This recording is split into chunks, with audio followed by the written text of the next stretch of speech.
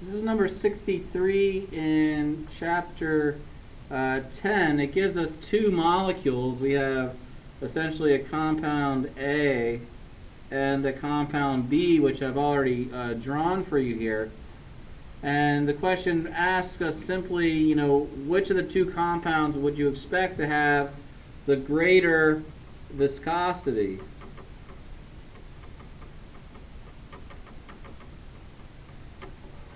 Right? Remember, viscosity is, how fast a liquid actually travels, right? And so something that is very thick tends to have something is very viscous and very slow moving compared to something that is very free moving or less viscous.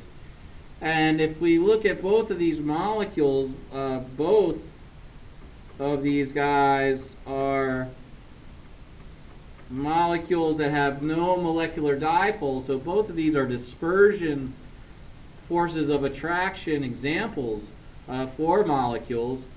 And so how do we compare two of the same force as far as how that relates to a physical property?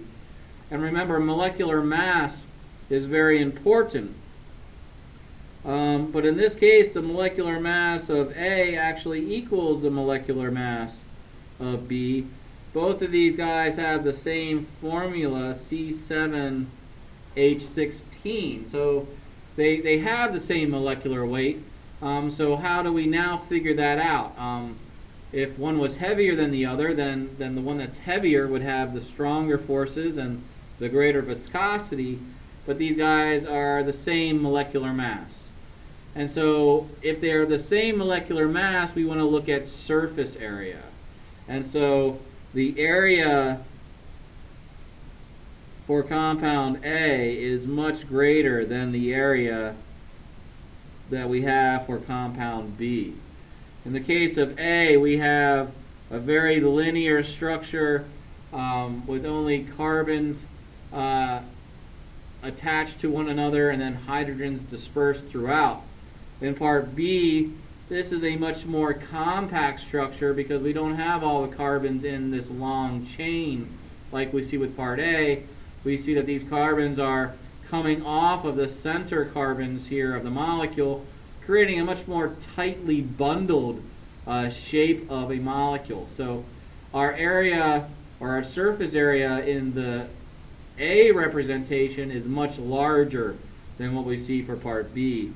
And so as a result, we're going to have much greater viscosity with compound A than we will with compound B.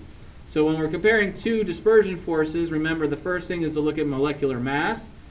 If we have one that's greater in molecular mass, and that's going to have the greater dispersion forces. But if they're the same mass, then we have to look at surface area and look at how stretched out the molecule is or how compact the molecule is. The more stretched out it is, the greater the surface area, the greater the dispersion force. That's number 63.